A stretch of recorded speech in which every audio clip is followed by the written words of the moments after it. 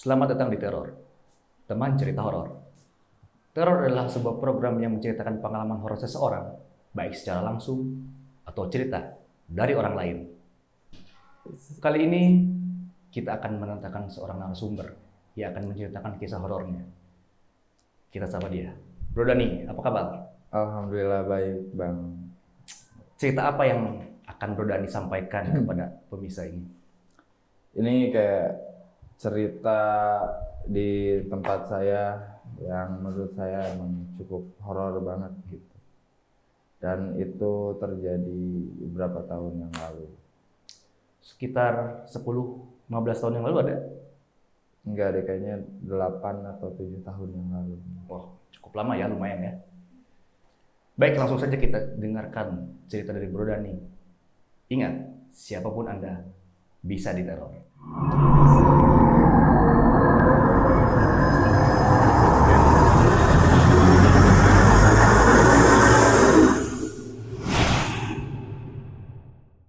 Oke Bro Dani, gimana ceritanya? Jadi ceritanya itu di tempat saya, Bang. Itu ada rumah, bisa disebut gedung ya. Oh iya. Rumah gede yang dimana tempat itu menjadi horor ketika ditinggalkan oleh pemilik. Oke. Jadi waktu itu banyak kejadian-kejadian janggal pas ditinggalkan pemiliknya. Jadi pemiliknya itu udah meninggal, Bang. Si pemiliknya udah meninggal, dan semenjak pemilik rumah tersebut meninggal tuh ada banyak kejadian-kejadian horor di tempat saya tinggal dan di lingkungan rumah itu gitu, yang dekat sama rumah tersebut gitu.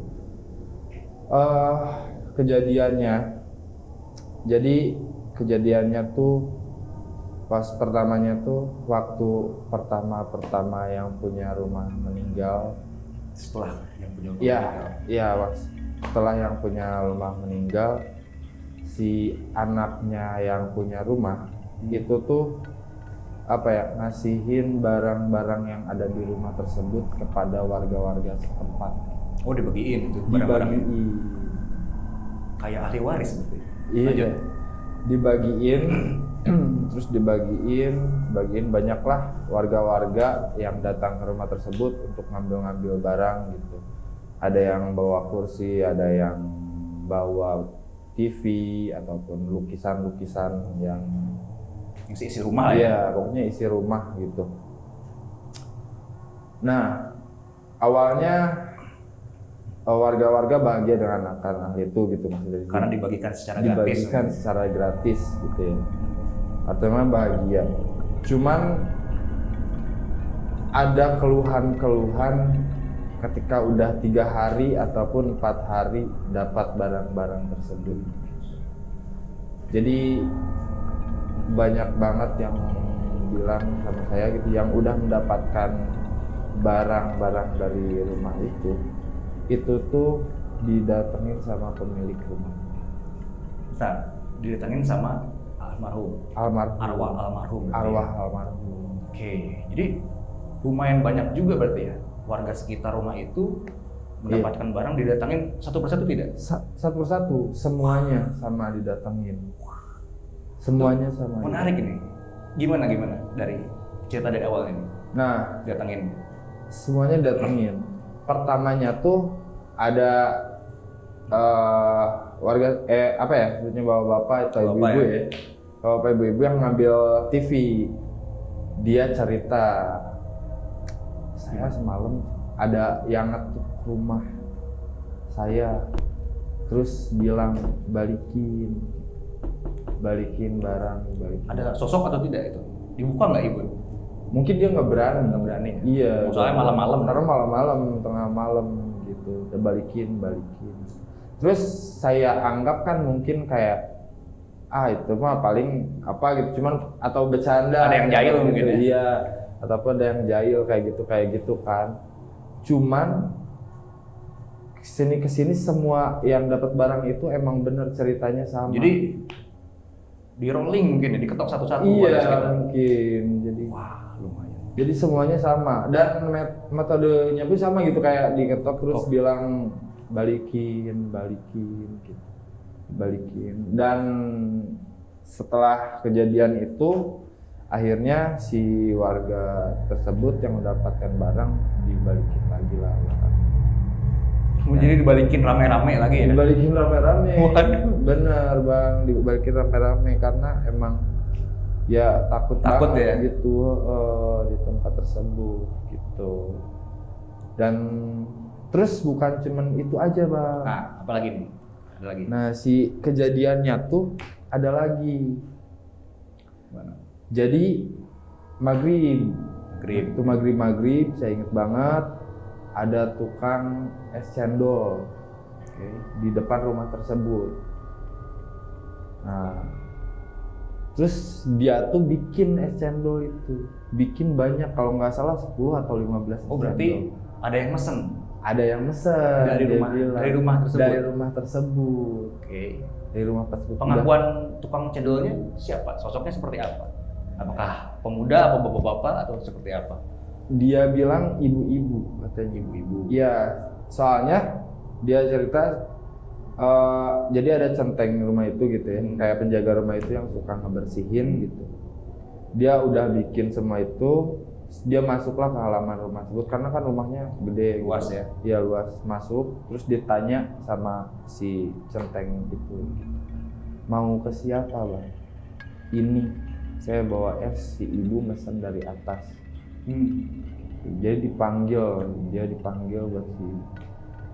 Terus ada yang turun nggak? Ada yang merasa memesan es cendol tersebut? Nggak ada Bang, itu langsung dijelasin sama si centeng tersebut, kayak rumah ini mah udah nggak ada yang ngisi gitu. Rumah ini udah nggak ada yang ngisi, udah lama nggak ada gitu. Aduh, langsung dia langsung lemes ya? iya langsung kayak mukanya keringet dingin terus langsung pulang gitu Pulang aja. Jadi lumayan terbuang juga ya itu cendol. Iya.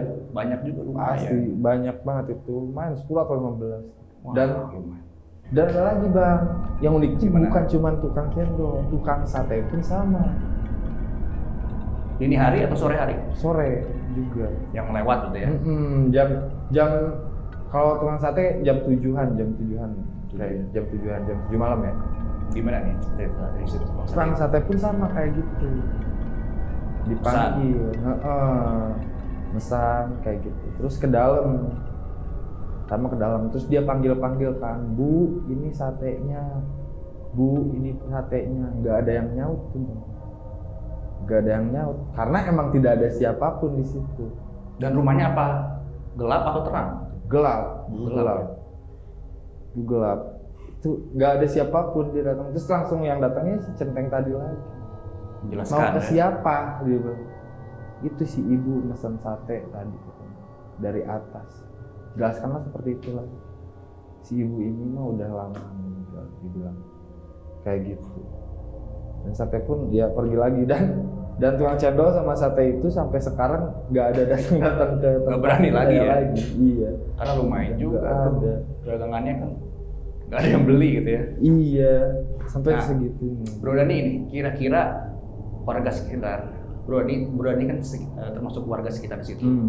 Kira-kira apa yang menyebabkan si arwah tersebut meneror atau jahil gitu ke tukang dagang itu? Jahil. Kira-kira apa? Kayak tadi kan pesan cendol nggak ada. Lumayan kan 15, sekarang sate juga kan berapa porsi? Iya. Kalau Gimana tuh? masalah itu sih saya nggak tahu ya, Nggak tahu Bang, ya. kenapa bisa masih bergentayangan di tempat itu gitu. Mungkin ya karena tempatnya segitu luasnya mungkin karena waktu ninggalin dia merasa kayak akhirnya sayang. Itu kira-kira setelah almarhum berpulang, itu keluarganya pada kemana? Apakah pindah atau masih tetap di rumah situ? Si keluarganya udah pada Pindah ya? nggak ada. Iya. Jadi rumah itu kosong aja ya. Rumah itu kosong aja. Tuh. Nah, selain cerita si tukang sate itu yang terakhir, ada lagi nggak cerita di rumah itu? Ada lagi bang. Nah, ini apa ini? Nah ini, jadi di belakang rumah itu tuh ada kosan bang. Kosan ya. Ya ada kosan gitu. Belakang itu ada kosan dan yang isinya biasanya yang kerja-kerja daerah bang. Karyawan lah ya. Karyawan-karyawan gitu yang isinya. Dan si karyawan-karyawan ini itu nggak ada yang kuat sampai sebulan bang setiap kos di situ. Waduh, kenapa tuh kira-kira? Ceritanya apa sih alasannya tuh, saya diceritain sama yang punya kosan tuh alasannya semuanya sama. Jadi kalau setiap pulang malam dia ke kosan itu gitu, di depan kosan tuh selalu ada ibu-ibu nunggu duduk di depan kosan gitu. Jadi di depan kosannya itu ada desk tempat duduk gitu loh maksudnya. Jadi selalu ada ibu-ibu duduk di situ gitu. Terus si yang ngekos sangkanya warga sekitar. Ditanya gak mau jawab. Oh, diem gitu ya? Iya, ditanya gak mau jawab. Gitu, ditanya gak mau jawab. Gitu aja. Itu munculnya si ibu-ibu tersebut sekitar jam berapa tuh? Di depan kosan gitu. Kayaknya kalau ya jam pulang kayak gitu jam 10:30 nih. Udah cukup malam berarti ya? Karena emang si suasananya pun menurut saya horor gitu. Gelap gitu ya? Iya, Sunyi. gelap, sunyi, terus belakangnya tuh kan kebun. Gitu, emang suasananya tuh sehoror itu. Horor banget ya? Sama si yang punya kosannya pun selalu merasakan kejadian-kejadian janggal gitu bang, seperti itu. Jadi ini kosannya, ini yang punya rumahnya gitu, yang punya kosannya gitu. Sebelahan gitu ya? Jadi si kosan tuh ngebelakangi rumahnya, ya gitu. Terus si posisi kamar mandinya itu madep ke rumah gedung tersebut, madep ke rumah gedung tersebut gitu. Jadi kalau dulu dia tuh kamar mandinya tuh kayak kamar mandi yang geblong aja gitu bang, nggak ada ininya, nggak ada atap. Jadi dia tuh kalau mandi lihat ke ventilasi kayak gitu tuh kelihatan aja ya? Kelihatan langsung ke itu. Dan katanya dia juga sering lihat lontong bang kalau gitu. Iya. Di mananya? Di arah rumah gedung tersebut. Lagi mandi gitu lihat? Iya, dia sering banget. Makanya sampai sekarang si orang itu pun jadi penakut gitu bang. Iya, setiap pulang malam harus diantar.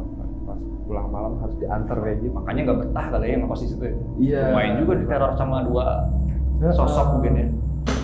Sampai segitunya bang. Tuh. Oke. Tempat saya itu. Apakah ada cerita lain nggak selain itu? Kalau cerita lainnya masih ini mah sekarang pengalaman saya bang ya. Oh iya, menarik nih. Ini pengalaman nih? saya nih. Jadi dulu bang, waktu saya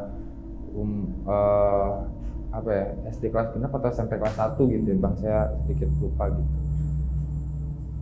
Saya tuh mau main ke rumah bibi saya, dan terus si jalannya tuh kebetulan gelap gitu bang dulu.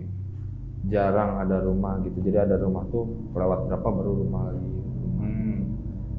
Dan di situ itu ada sebuah sumur gitu. Sumur ya? Ya sumur gitu. Saya sumur dan pemandangan itu belakang itu pohon pisang gitu, banyak pohon Itu pisang. dekat rumah atau enggak sumurnya? Atau sumur aja tengah? Sumur pinggir jalan? tengah bang. Jadi apa ya? Jadi kayak ini rumah, gak ada rumah terus ada sumur, terus gak ada rumah, biasanya ada rumah lagi gitu bang. Ada sumur gitu, kayak bisa disebutnya tuh sumur tua lah ya. Sumur tua. Soalnya udah nggak dipakai juga sih bang, itu masih ada. Dan waktu itu saya inget banget gitu, kalau saya ngelihat si lontong itu bang. Di sebelah mana nih? Di sumur itu. Yang sumur itu banyak pohon pisangnya itu.